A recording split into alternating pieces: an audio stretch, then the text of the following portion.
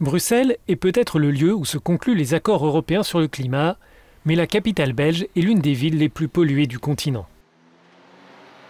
Face à des procédures judiciaires, les autorités locales ont un plan. Elles comptent sur les habitants pour vérifier la qualité de l'air. L'initiative s'appelle Curieusenaire. Amandine et Geoffroy se sont portés volontaires.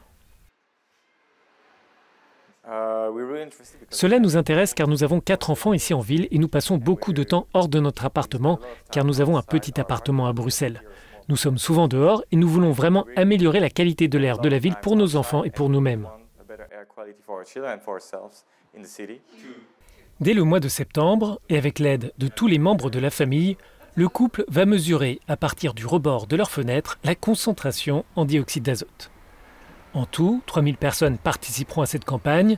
Les données seront ensuite transmises aux autorités, dont la ministre régionale de la mobilité. L'écologiste Elke van den Brandt s'est déjà impliquée pour créer 40 km de pistes cyclables et réduire la vitesse en ville. Les Bruxellois aspirent à une meilleure qualité de l'air, à plus de sécurité routière, à une autre ville. Nous savons que les gens veulent suivre cette direction. Notre plan mobilité est élaboré pour 3 ans et plus de 8000 personnes ont répondu à notre enquête publique, ce qui est beaucoup. Ils étaient positifs en grande partie, très positifs. Donc, les habitants veulent changer la ville.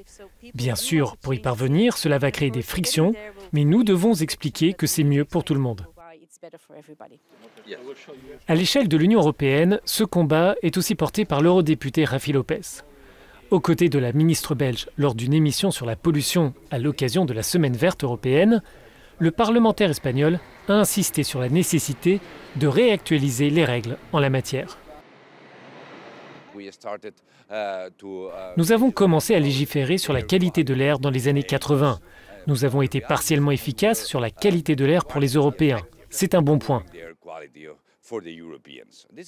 Mais la réalité est que 15-20 ans plus tard, les standards et les avis de l'Organisation mondiale de la santé ont changé.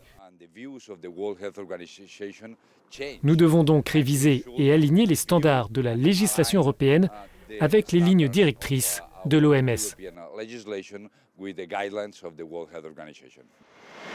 La Commission européenne doit présenter l'année prochaine des propositions sur la qualité de l'air. Mais tant que cette nouvelle législation ne sera pas adoptée et mise en œuvre, piétons et cyclistes à travers l'Europe devront s'adapter à la situation atmosphérique.